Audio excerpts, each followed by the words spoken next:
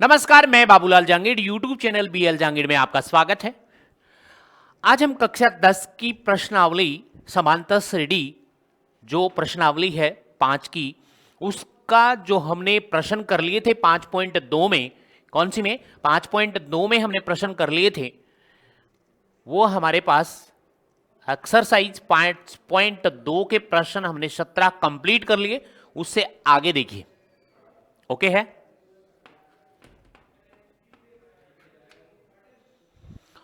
उससे आगे हम करने वाले हैं प्रश्न।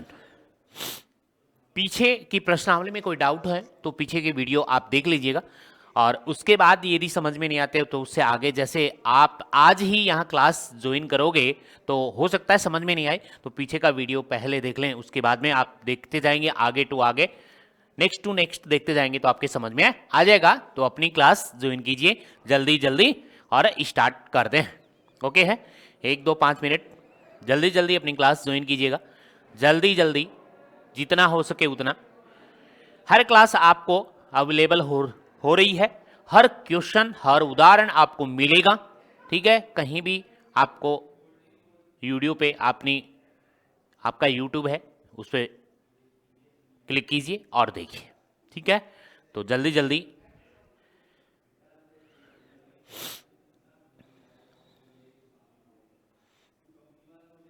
जल्दी जल्दी आइएगा।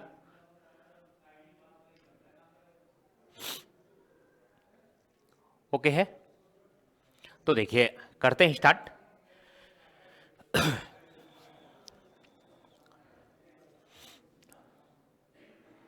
आ जाओ भाई, जल्दी जल्दी आ जाओ अपनी क्लास में।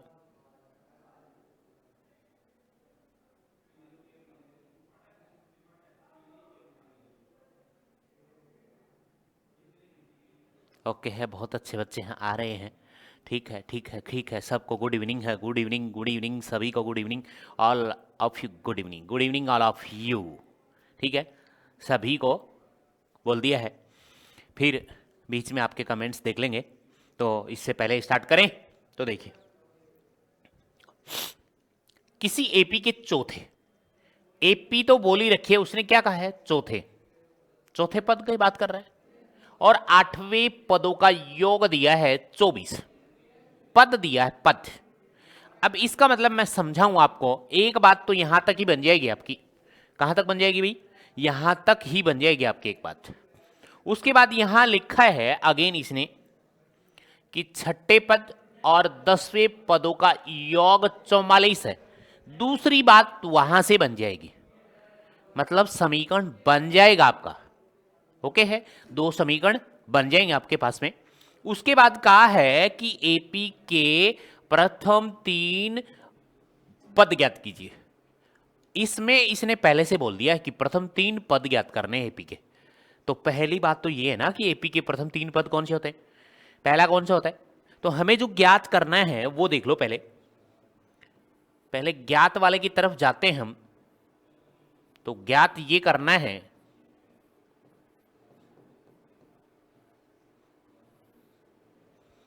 क्या करना है, एपी के प्रथम 3 पद,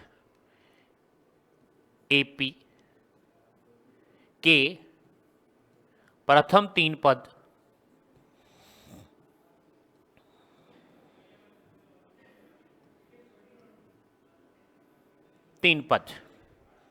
और वो 3 पद कौन से होंगे आपको पता है। यहां पे पहला ए, ये होंगे ए प्रथम पद, दूसरा पद ए प्लस डी, कॉमा तीसरा प्लस ए प्लस 2d, तीसरा पद A plus 2d, comma dot dot dot. आपको तो प्रथम 3 पद ज्ञात करने हैं, और वो 3 पद कौन से होंगे वो आपके सामने हैं। ए, इसका मतलब आपको पहला पद ए चाहिएगा, उसके बाद आपको दूसरा पद चाहिएगा ए प्लस डी, तो इसके अंदर ए और डी का मान चाहिएगा। किस किस का मान चाहिएगा, ए का और डी का, ठीक है भाई, ए और डी चाहिएगा आपको। तीसरे वाले पद में आपके पास में चाहिएगा ए और डी। कहने का मतलब है ए और डी मान निकालने आपको, और कुछ भी मान नहीं निकालने, और ए और डी मान जो निकलेंगे वो यहां से आएंगे, एक तो इससे समीकरण बनेगा, एक इससे समीकरण बनेगा। तो ध्यान से देखिएगा आप, प्रश्न अनुसार देखिए अब, चौथे और आठवें पदों का योग तो मैं लिख रहा हूं यहां पे, ठीक है। ये तो आपको ज्ञात करना है, तो इसको हम बॉक्स में ही फिक्स कर दें कि ये एपी है आपकी। पहले एपी ज्ञात करनी है आपको, ये वाली, ये, ठीक है, ये एपी आपको ज्ञात करनी है, ये वाली, ओके है। ये एपी ज्ञात करोगे तो उससे पहले आपको ए का मान चाहिएगा और डी का मान चाहिएगा, दोनों मान इसमें रख देंगे बाद में। तो यहां से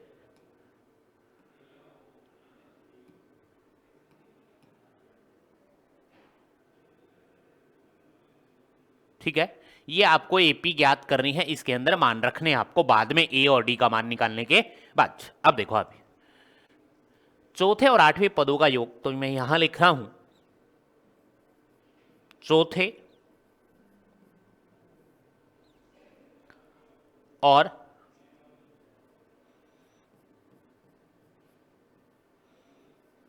आठवें पदों का योग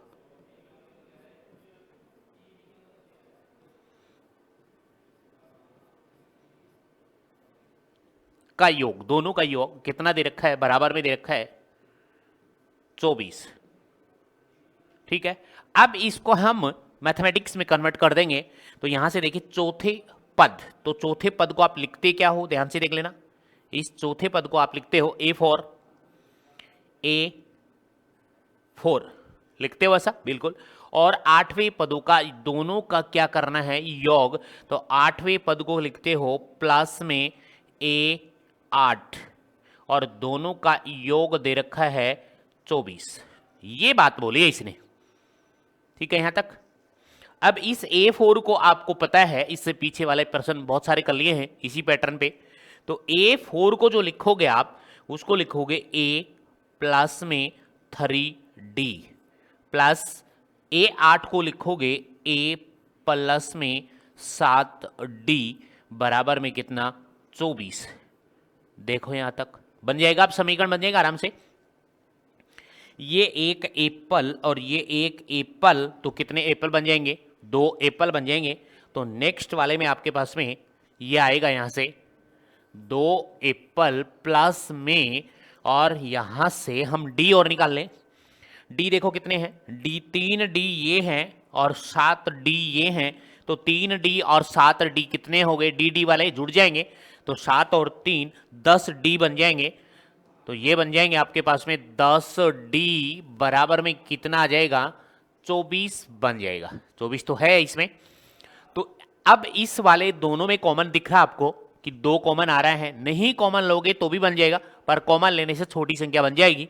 इन दोनों में मैंने 2 कॉमन लिया, तो यहां पे आपके पास A बचा, प्लस में 2 कॉमन लेने का मतलब 2 पंजो 10 5, और ये D बराबर में कितना, 24, ठीक है।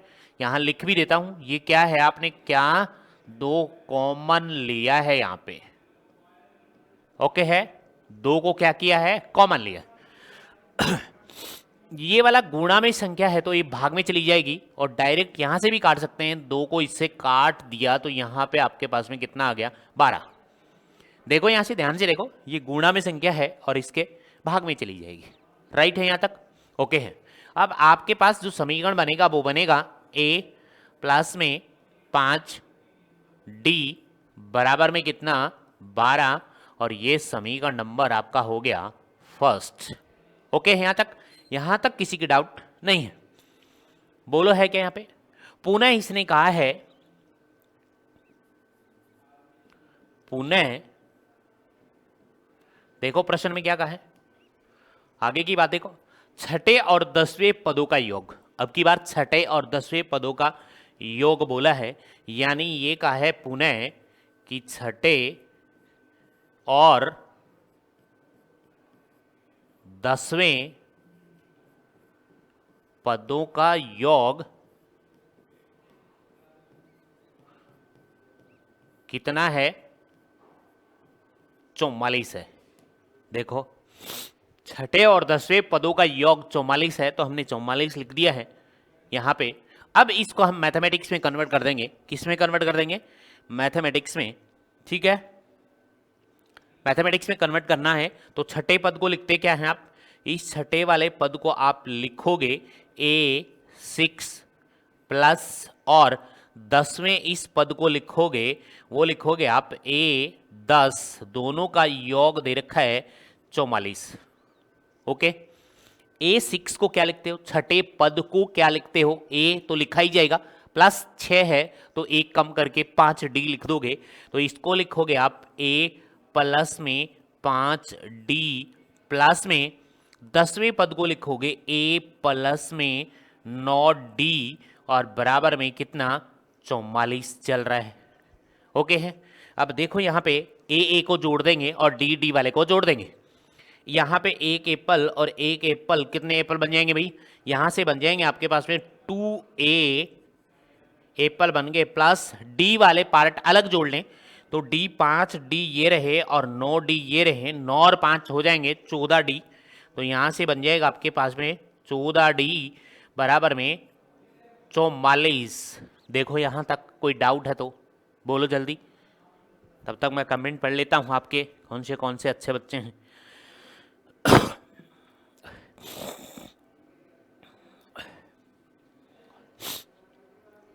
बढ़िया, अच्छा प्रश्न है ये। ठीक है, तो कोई डाउट नहीं है। चलें आगे, नेक्स्ट पे चलो। अब इन दोनों में हम कॉमन ले लेंगे। एक समीकरण याद रखना भाई, A प्लस 5D बराबर 12 है, और दूसरा समीकरण ये है, क्योंकि समीकरण 1 और 2 से हमें विलोपन विधि से A और D का मान निकालना है, प्रथम पद और सार्वय अंतर D का मान निकालना है। तो इससे आगे देखिए, इसमें 2 कॉमन फिर अगेन आ जाएगा, तो आगे वाले में 2 कॉमन आ गया, तो यहां से लिया मैंने 2 कॉमन, तो यहां पे आपके पास क्या बचेगा? A और प्लस में 7D बराबर में 44। ये यहां लिख सकते हैं आप कि 2 को क्या किया है? कॉमन।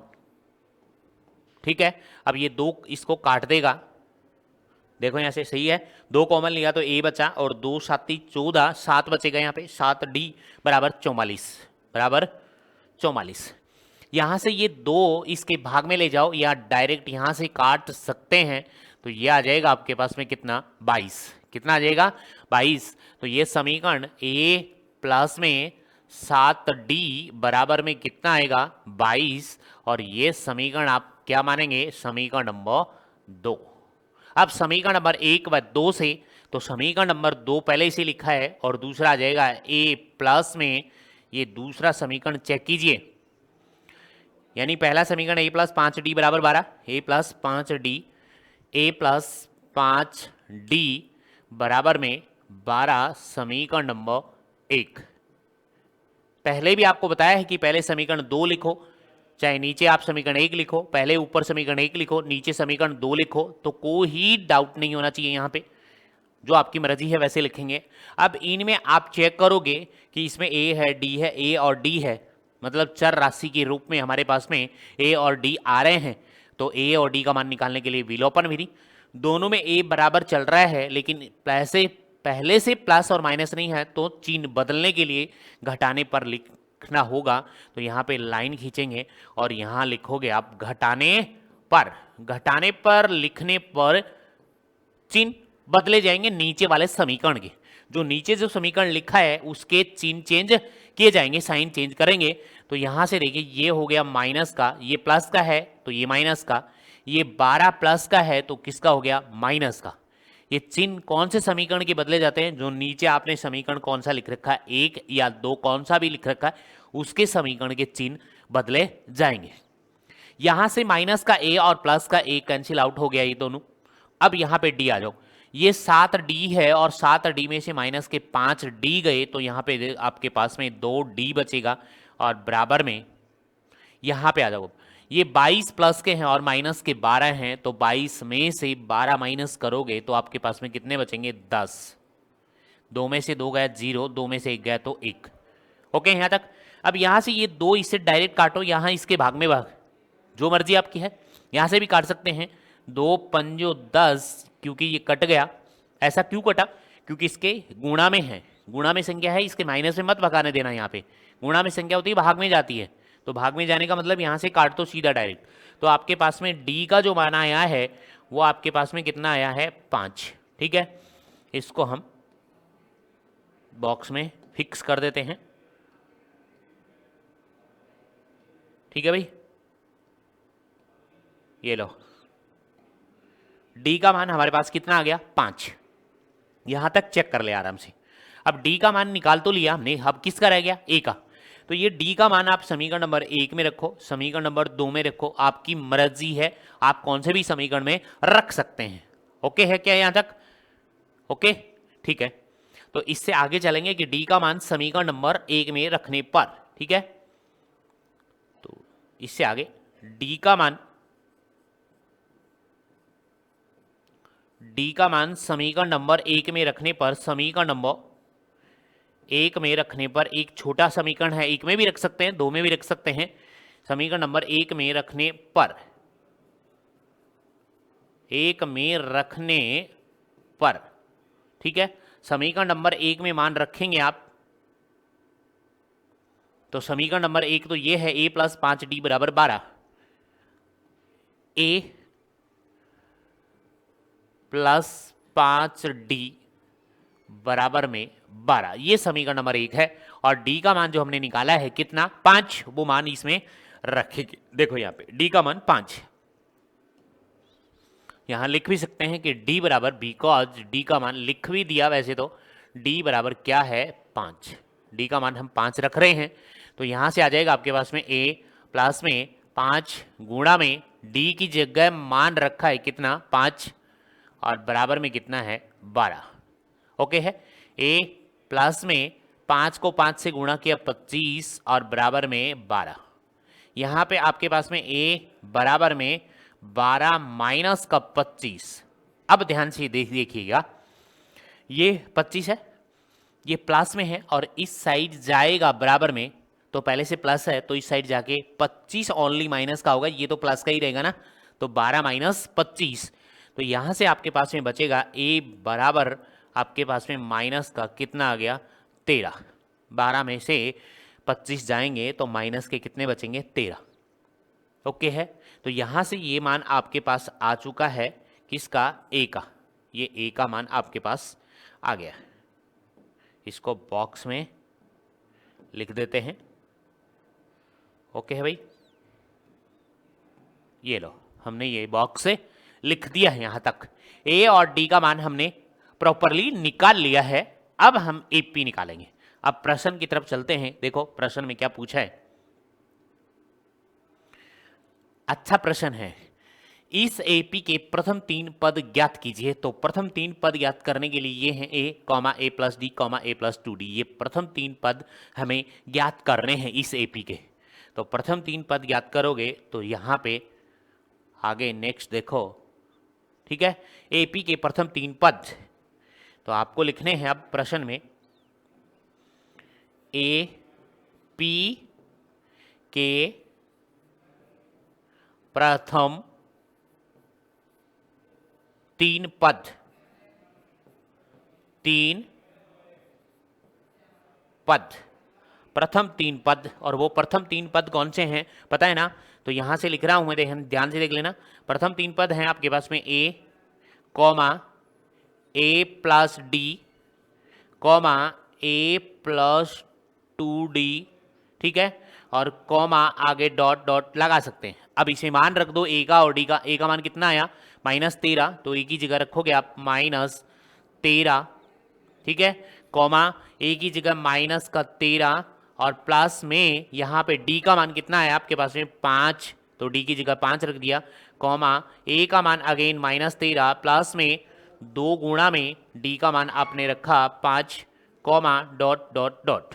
अब इसको सोल्व कर लेंगे तो यहाँ से देखिए आपके पास में जो आएगा वो आएगा -13, ये कॉमा -13 और प्लस के 5, तो माइनस के कितने बचेंगे 8, -8 बचेंगे। तो यहाँ से देखिएगा ये हो गया आपके पास में 5 दूनी 10, तो -13 और प्लस के 10, तो -3, तो यहाँ से कॉमा में माइनस के कौन आया 3 और कॉमा डॉट डॉट डॉट। वो प्रथम जो 3 पद हैं आपके AP के वो 3 पद -13, -8 और -3 है। इसको बॉक्स में लिख सकते हैं आप, लिखना चाहें तो। ये आपके 3 पद हैं वो, ठीक है, 3 पद हैं आपके पास। ये लो, एपी के प्रथम जो 3 पद हैं वो हमारे पास में आए हैं। वो इनका आंसर -13, -8 और -3। वो देख लेना, 5 दूनी 10 होते हैं और -13 और +10 तो -3 बचेंगे। प्रथम 3 पद पूछे आपसे, तो इसको आराम से देखिएगा ध्यान से। कोई भी डाउट हो तो कमेंट में लिखकर बताइएगा, ध्यान से देख लीजिएगा।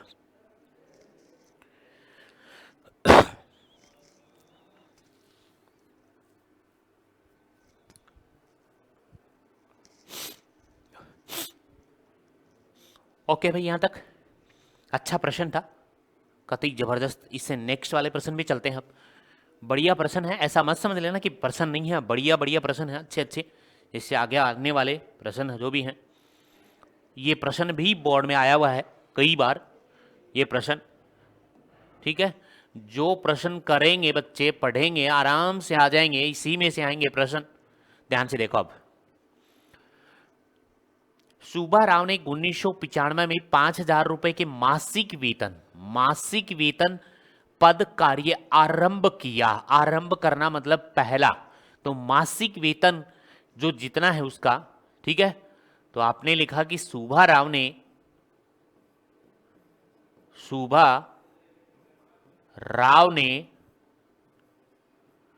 1995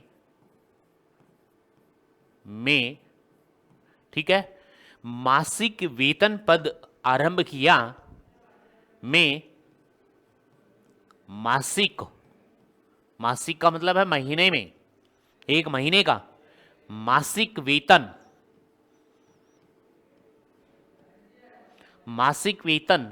पद कार्य आरंभ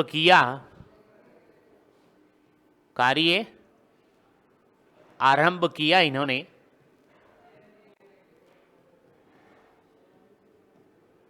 बराबर 5,000 रुपए मासिक वेतन पर।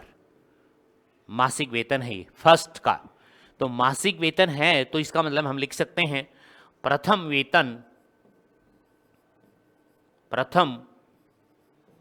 मासिक वेतन, जिसको हम लिख सकते हैं ए का मान है, वो है आपके पास 5,000 रुपए। ये है। फर्स्ट की बात आ गई, प्रथम मासिक वेतन है तो प्रथम पद हो गया, ए का मान मिल गया, हमें मिल गया। उसके बाद प्रत्येक वर्ष 200 रुपए की वेतन वृद्धि प्राप्त होती है। प्रत्येक वर्ष, ना कि महीने में, प्रत्येक वर्ष में 200 रुपए की वेतन वृद्धि प्राप्त की। तो इसका मतलब है प्रत्येक वर्ष,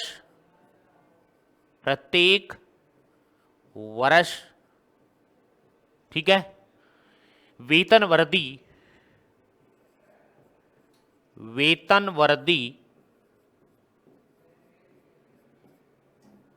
और इस प्रत्येक वर्ष वेतन वृद्धि को बोलते हैं सार्वअंतर। तो इसको कोष्टक में लिख दें कि सार्वअंतर आपके पास जो है, सार्वअंतर मतलब कोष्टक में लिखा डी का मान जो है वो 200 रुपए बढ़ता है, हर वर्ष बढ़ता है 200 रुपए। इसका मतलब डी का मान तो हो ही गया। तो हमारे पास में मासिक वेतन मतलब प्रथम पद है, और मासिक वेतन की वृद्धि जो है, उसकी प्रत्येक वर्ष की वृद्धि जो है वो 200 रुपए, डी का मान भी है हमारे पास। तो कह रहा है कि किस वर्ष में उसका वेतन 7,000 रुपए हो गया। किस वर्ष में, वर्ष की बात कर रहा है, किस वर्ष में उसका वेतन 7,000 रुपए हो जाएगा। तो ध्यान से सुने, पहले 5,000 रुपए में लगा, उसके बाद हर वर्ष उसके 200 रुपए बढ़ रहे हैं, ठीक है। एक वर्ष होगा, 200 रुपए बढ़ जाएंगे तो 5,200 रुपए बन जाएंगे। फिर अगली वर्ष में 5,400 बन जाएंगे, फिर अगले वर्ष में 5,600 बन जाएंगे।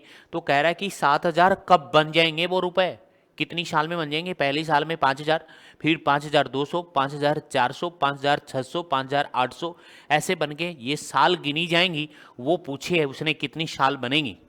तो हमारे पास में ये भी लिखा है 21 वर्ष में उसका वेतन, ठीक है, 21 वर्ष में ये लिखा है कि 21 वर्ष में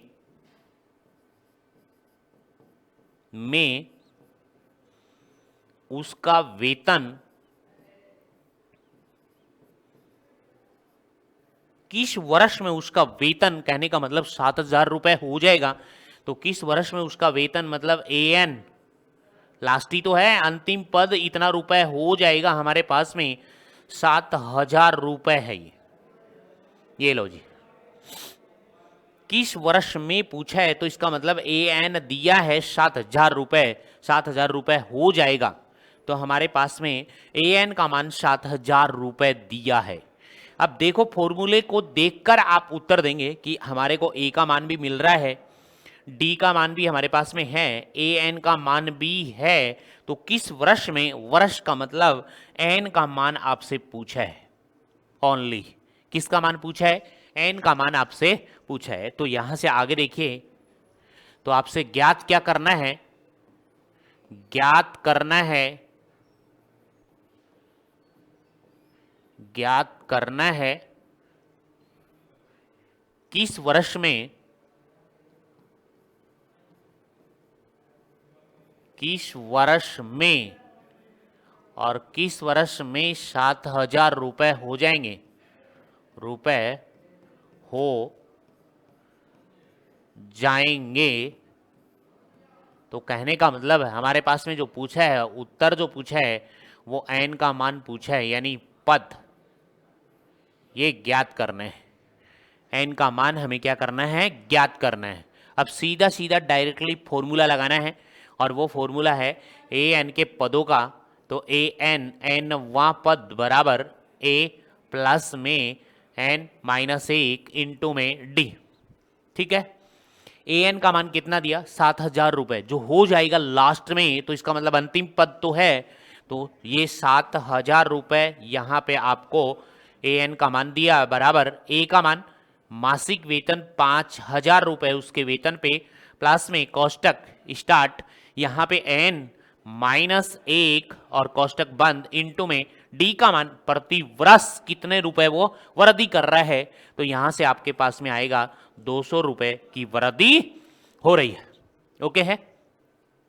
सबसे पहला काम है ये है, इस 5,000 को पहले इस साइड ले आओगे बराबर में, तो किसका हो जाएगा? माइनस का। तो आपके पास में ये आएगा 7,000 माइनस में 5,000 बराबर में कितना बचेगा आपके पास में? N-1 कोष्टक बंद, दोनों साइड गुणा में 200 आएगा यहाँ पे। ओके है, यहाँ तक बहुत सरल प्रश्न है। 7,000 में ये 5,000 जाएंगे तो आपके पास में बचेंगे कितने? 2,000 बच गए, और बराबर में N-1 और गुणा में कितना? 200। उसके बाद अगली स्टेप क्या आती है कि यहाँ पे ये जो गुणा में संख्या होती है वो इसके भाग में चली जाएगी। तो ये भाग में जाएगी, तो यहाँ से आपके पास में आएगी 2,000 बट्टे में कितना?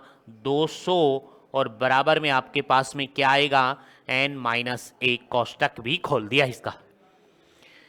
दो बिंदु से ये दो बिंदु कट गई हैं, और ये दो इससे कट गया, 2 एकम 2, तो यहाँ पे आ गया 10।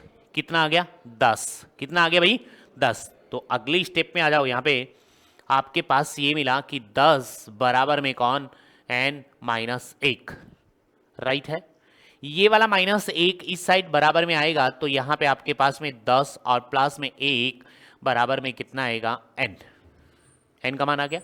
तो हमारे पास N का जो मान आया है वो आ गया आपके पास में 11। कितने वर्ष बाद? तो प्रश्न में यही तो पूछा है कि कितने वर्ष बाद। तो 10 वर्ष बाद, सॉरी 11 वर्ष बाद। तो यहाँ पे उत्तर लिखोगे आप, अतः है 11 वर्ष बाद उसका वेतन, सुब्बाराव का, किसका? उसका सुब्बाराव का वेतन 7,000 रुपए हो जाएगा। वेतन 7,000 रुपए हो जाएगा। कितने वर्ष बाद? 11 वर्ष बाद। अब करके भी देख लोगे तो भी पता चल जाएगा। ठीक है, राइट है। यहां तक पहले चेक करो, फिर मैं आपको बता रहा हूं कि कैसे देखोगे कि हमारा उत्तर सही है या गलत, कि 11 वर्ष है या 10 वर्ष, कितना आएगा वो देख ले।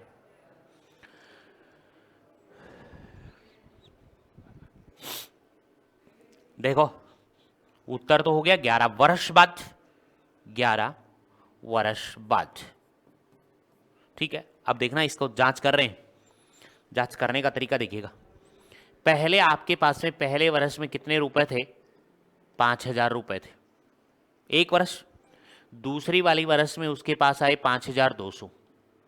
दूसरी वर्ष में ही तो बढ़ा रहा है, हर वर्ष, प्रत्येक वर्ष का मतलब एक एक वर्ष में वो कितने बढ़ा रहा है? 200 रुपए।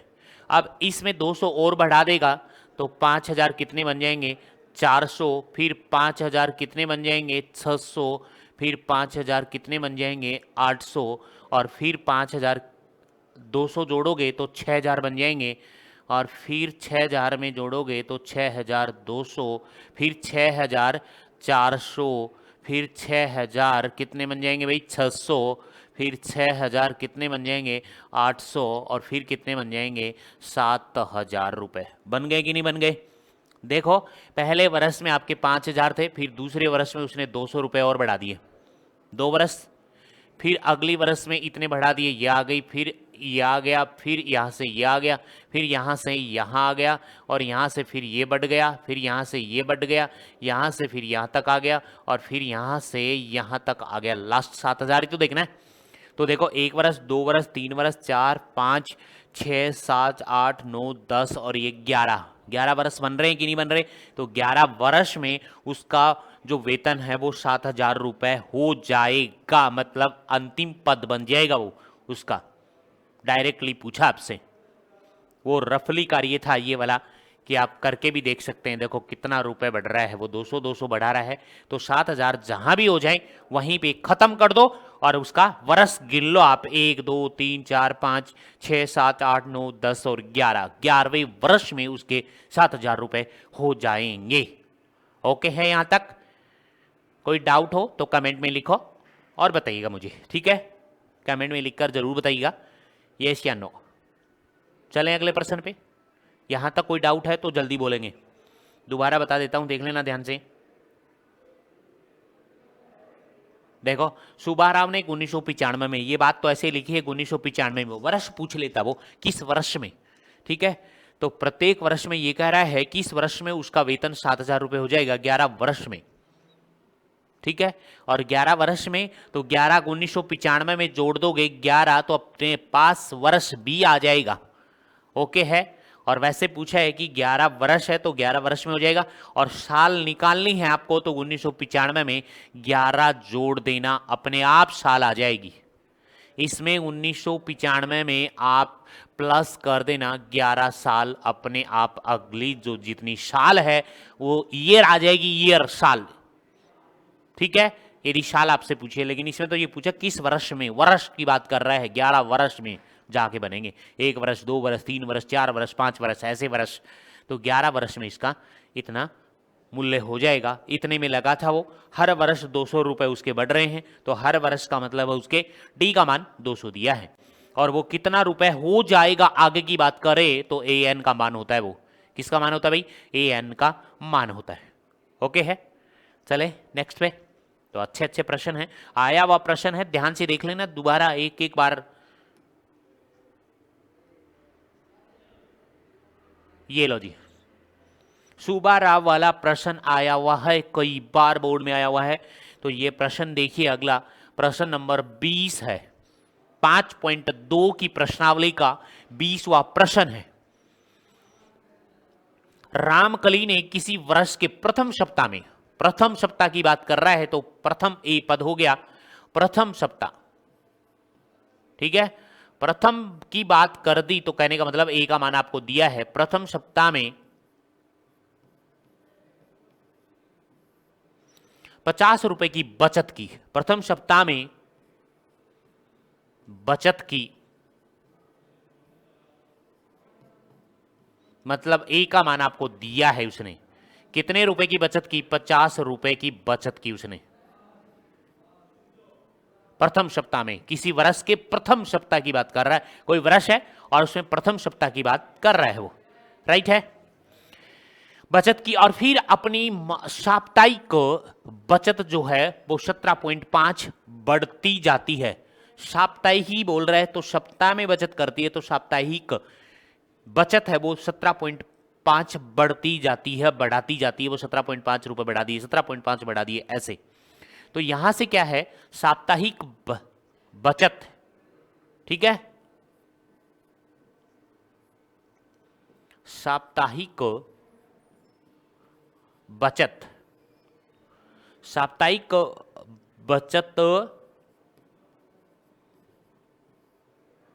बढ़ाती है,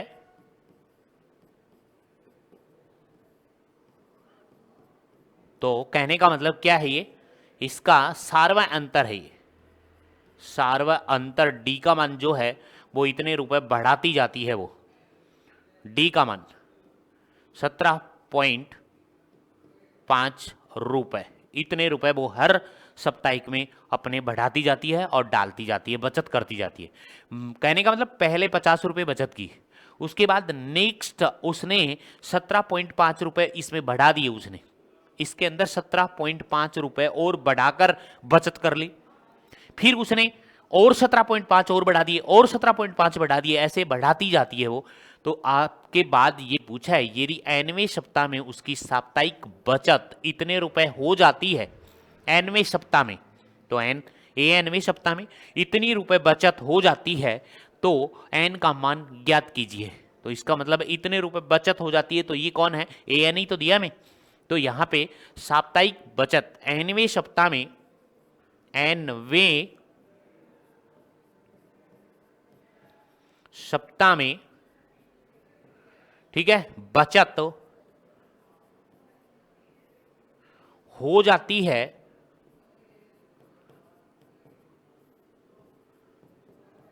कहने का मतलब an का मान दिया है आपको कितना, 207.50 रुपए, इतने रुपए बचत होती है वो nवें सप्ताह में। कहने का मतलब an का मान आपको दिया है।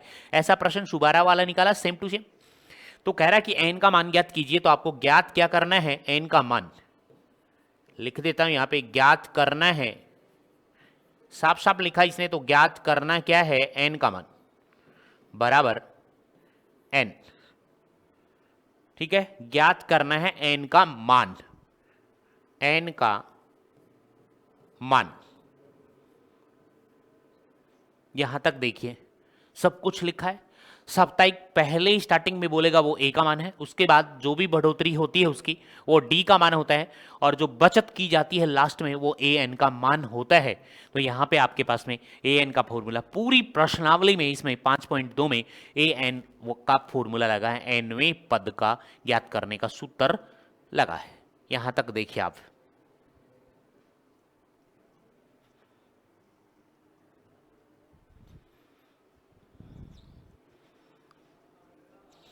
चले नेक्स्ट पे।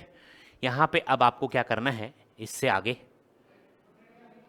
n का फॉर्मूला लगाना है, बस इतना ही काम है। an बराबर में a प्लस में n-1 इंटू में कौन, d, ठीक है। तो यहां पे मान रख दो, an का मान कितना है आपके पास में, an का मान 207.50, 207.50। तो यहां पे an का मान रखा आपने 207.50 बराबर में a का मान कितना है, प्रथम साप्ताहिक बचत कितनी करती है वो, 50 रुपए। तो यहां से a का मान आ जाएगा आपके पास में 50 रुपए, यानी ये किसका मान है, a का मान है। और प्लस में n का मान आपको ज्ञात करना है इंटू में, और d का मान है वो कितना है, 17.5। ओके, यहां तक सब कुछ मान रखा है। मान रखने के बाद आपको पता है पहले ये वाली संख्या इस साइड जाएगी तो किसकी हो जाएगी, माइनस की। तो ये आ जाएगा आपके पास में 207.50 माइनस में कितना, 50 बराबर में यहाँ पे n-1 और इंटू में 17.5। ओके है। इसमें से ये 50 घटाओगे यानी 207.50 में आप 50 घटाओगे तो इधर लाओगे ये 50 जीरो ऐसे, ठीक है। ये जीरो, ये 5 पॉइंट, ये 7 के साथ यहाँ बच गए और यहाँ पे 5 बच गए और यहाँ पे कितने बच गए अभी 157, ठीक है। 157 पॉइंट यहाँ से बचेंगे आपके पास में 157.50 बराबर में आपके पास n माइनस 1 और इंटू में कौन 17.5, ठीक है। इसको कर दें इरेज, ओके। अब आगे आ जाओ। उसके बाद दूसरी स्टेप ये होती है कि यहाँ से ये वाली संख्या जो आती है वो इसके भाग में जाएगी, तो यहाँ से लिखोगे आप 157.50 बट्टे में कितना 17.5 और आगे आपके पास कौन आएगा n माइनस 1। अब कहने का मतलब इसमें आप भाग देना है इसका, ठीक है। 17.5 का इसमें भाग दोगे आप, पहले पॉइंट हटा लेंगे। तो पॉइंट हटाओगे तो पॉइंट ऐसे रिमूव मत कर देना क्योंकि इसके 2 अंक हैं, इसके 1 अंक दिया हुआ है यहाँ पहले से। तो अगले स्टेप में आप लिखो, ये आ जाएगा आपके पास में 157, ये 50 और बट्टे में इसका पॉइंट हटाओगे तो नीचे आ गया 100 और गुणा में यहाँ पे 17 175 और नीचे आ गया इसके मतलब 10 बराबर में कौन आ गया n माइनस 1, ठीक है। इसका पॉइंट यहाँ से हटाया तो यहाँ पे 1 माना और इसके आगे 2 अंक थे तो 2 जीरो लगा दिए। उसके बाद यहाँ 17.5 था तो इसके नीचे 1 लगाया और इसके आगे 1 अंक था तो 0 लगा दिया, इसका अलग लगा दिया। इस 10 को यहाँ भी ले जा सकते हो लेकिन यहाँ से कट ही रहा है, ये 10 से 10 ये कट गया, 1 जीरो से 0 कट गई और 1 जीरो ये वाले इससे कट गई तो आपके पास में कौन आया 157 यानी 5 1575 बट्टे में कितना 175 बराबर में कौन n माइनस 1। यहां से ये चलता आ रहा है, ठीक है, ओके है यहां तक। अब 175 का इसमें भाग दे देंगे तो आराम से चला जाएगा। तो 175 को कितनी बार गुणा करोगे, ध्यान से देखना, 175 को 9 से गुणा करके देख लें क्योंकि 5 आ रहा है यहाँ पे। तो यहाँ पे 9 पंजो 45, 4 हंसी लग गई और 9 साथी 63 और 63 और 4 हो गए 67, 6 80 लग गई, 9 एकम 9 और 9 और 6 कितने हो गए 15, 1575 आ रहा है कि नहीं आ रहा है, चेक कर लो देखो। 175 को डायरेक्ट 9 से गुणा करोगे 1575 आ रहा है। तो यहाँ से कट पिटने के बाद आपके पास यहाँ पे आ गया 9, कितना आ गया भाई 9 बार। आप इसको 175 को यदि आप कम से गुणा करोगे तो यहाँ पे 5 तो आना चाहिए ना, तो कितनी बार करोगे 3 बार करोगे, तो 3 बार करोगे तो 5 तो यहाँ डायरेक्ट मिल जाएगा लेकिन ये पूरी संख्या नहीं मिलेगी आपको, तो इससे बड़ी संख्या से गुणा करके देखना है। तो ये कर दूं मैं इरेज इसको, ठीक है। तो यहाँ पे आपके पास में दिस इंप्लाइज यहाँ पे आ गया 9 और इस माइनस 1 को भी इधर ले आओ, अगली स्टेप में ले आएंगे माइनस 1, तो इसको इधर लाओगे तो यहाँ पे आपके पास में दिस इंप्लाइज 9 प्लस में 1 बराबर में कितना आ गया n, तो n का मान कितना आ गया 10 आ गया, ठीक है। तो आपके पास जो आंसर आपसे पूछा है वो तो ये आ चुका है। यहाँ पे ये क्या प्रश्न पूछा था उसका आंसर देखिए, n बराबर 10 आया है, n का मान ही पूछा है, n का मान ज्ञात कीजिए, तो n का मान कितना आ गया 10, ठीक है। n का मान कितना आ गया 10, डायरेक्टली यहाँ पे n का मान आ गया है। तो ये 5.2 की प्रश्नावली हमने आज कंप्लीट कर ली है। कोई डाउट है तो कमेंट में जरूर लिख के बताइएगा कि यस या नो, जो भी है आपको अच्छा लगे, ठीक है। तो मैंने आपको 5.2 कंप्लीट उदाहरण सहित कंप्लीट करवा दी है। तो इससे आगे वाले क्लास में हम 5.2 का बेसिक डिटेल पढ़ेंगे, पहले उसके फॉर्मूले पढ़ेंगे, उसके बाद उसके उदाहरण पढ़ेंगे, फिर हम प्रश्नावली की तरफ चलेंगे। तो 5.3 की जो प्रश्नावली है उसमें आपको सभी के सभी फॉर्मूले आपको याद करने हैं, ओके है। तो यहाँ तक कोई दिक्कत हो तो बोलिएगा। इस प्रश्नावली में मैंने अच्छी तरह से एक एक प्रश्न करवाया है और इससे सुबारा वाला जो प्रश्न था वो अच्छा प्रश्न था, ध्यान से देख लेना, ठीक है, ओके है। तो यहाँ तक चेक कर लीजिए, एक बार मैं चेक कर लेता हूँ आपके कमेंट्स।